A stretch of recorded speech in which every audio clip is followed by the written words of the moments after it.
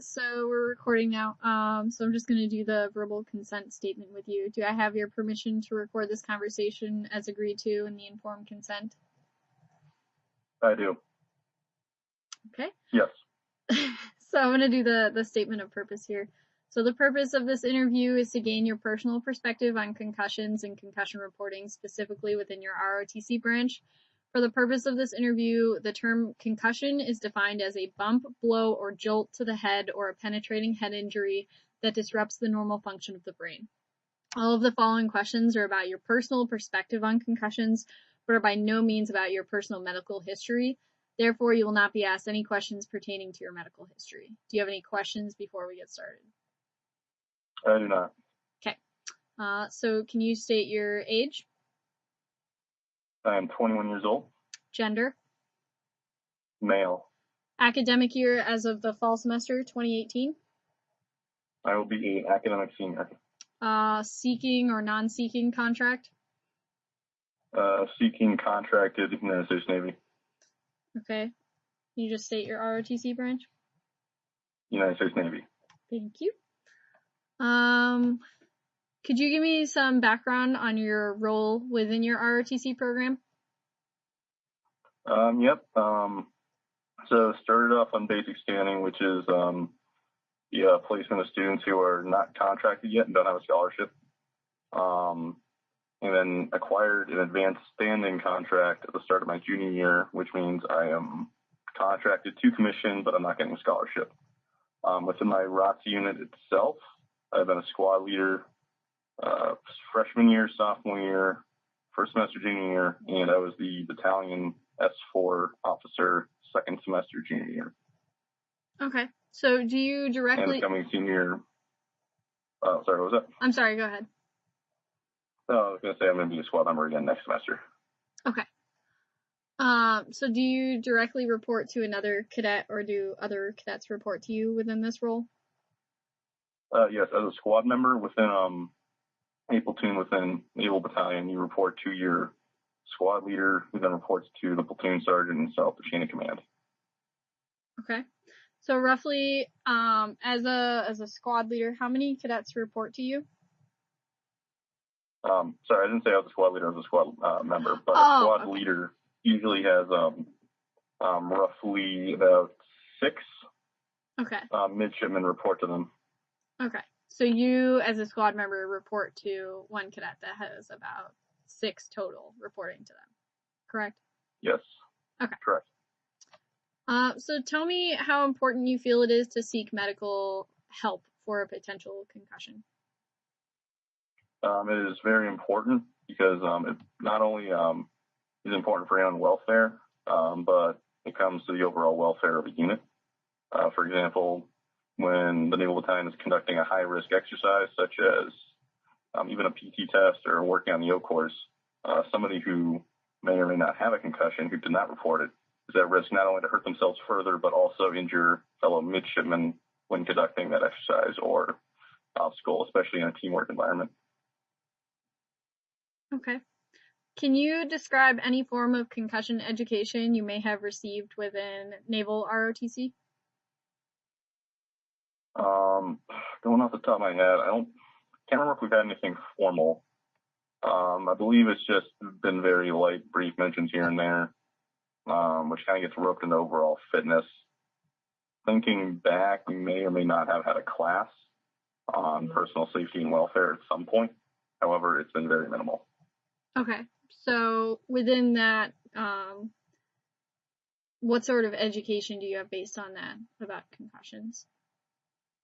An overall education on concussions has actually been less directed through ROTC, but through outside sources, such as friends who have had concussions, or even dating back to high school when I did the concussion baseline as a member of my track team. Okay. So high school and through word of mouth is the only other education that you've had on concussions? Yes, and may or maybe in the Corps Cadets, I don't remember. Okay. If you were to sustain a concussion, who would you share this information with? If I sustain a concussion and is this a diagnosed concussion or a potential concussion? Potential. So you hit your head, and you assume that you might have a concussion. Like, say you Googled your symptoms. I would definitely go to the closest medical professional possible, which unfortunately in Orch's case is the infirmary. Mm-hmm. Yeah, and then just go through there to whether or not I actually have a concussion. If it turns out I do have a concussion at that point, I'd report it to my squad leader within the Naval Battalion, who would then bring up the chain. I'd also probably CC in an email the battalion gunnery sergeant, just so he's in the loop also. Okay. What are your feelings about informing your ROTC cadre if you were to sustain a concussion? I feel like it'd be very important because, especially when it comes to summer training, if you sustained it in the spring, that could, for Marine options specifically, that could really make or break, or even overall potentially affect their performance at OCS before their senior year. If they're concussed, they have a high chance of failure, which will overall destroy their potential career or even commissioning. On the United States Navy side, for example, for me personally, if I had sustained a concussion this past spring, would not have been able to go on a flight, an aviation cruise as I am now, due to the high risk nature of the operations we do. For example, we do a medical physical right before we go, and then before we can even fly, we have to do a water survival course, which involves going in the pool with full flight gear and basically drown proofing. So if I had sustained a concussion or had a concussion I didn't report, either way, I would not be at 100%, and I'd be at a higher risk of harming myself in that activity. Okay. And furthermore, on an air crew, for example, yesterday I actually was on an air crew for a P3 Orion with my squadron, and as a midshipman, I'm just kind of a ride-along, but as an active member on that crew, I still had responsibilities in the event of an emergency. For example, the aircraft commander dictated that in the event of a water landing or emergency, it was my responsibility to obtain the first aid kit on the starboard side of the aircraft and assist other aircrew members in the case of other emergencies, such as an onboard fire, etc. So obviously, a concussion would impair that and potentially not only put myself at risk, but a multi-million-dollar aircraft at risk and several other people's lives at risk. Okay. So what medical provider would you be most comfortable seeing for help with a potential concussion? Honestly, probably anybody who's actually licensed and capable of doing it. So even though the infirmary does get a lot of negative feedback, I would probably go to the infirmary. If I feel they didn't do a good job, I'd probably go to Green Mountain Family Practice or even have a friend drive me to a hospital or something. So really just any medical professional who's an actual medical professional. Okay. And why would you feel most comfortable seeing any of these providers over anyone else? That is because they have gone through proper training, or in theory have gone through the proper training to be able to actually diagnose a concussion, and can actually help me get treatment for said concussion from that point. If I just go to a friend who, I don't know, is an athletic trainer or is a nurse and says, yes, you have a concussion, even though I do probably most likely do trust their judgment on that, I'd rather get an actual medical professional to diagnose that, just because of the credibility associated with their profession. Okay. So the following questions pertain to the culture within Naval ROTC.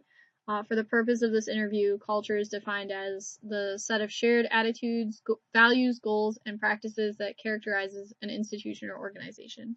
Do you have any questions before we begin? I do not. Okay. How do you think members within is it platoon in Navy or? You can just say platoon or the overall battalion itself, just because we work more together as an overall unit. Okay, so the members within your battalion would treat you if you reported a concussion.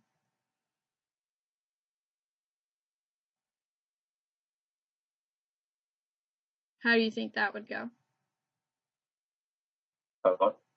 How do you think members within your battalion would treat you if you reported your concussion? I would feel I would be treated no differently. If anything, they'd actually help and assist me with recovery or make sure that I was all right while I was on a pink slip or medical status while recovering.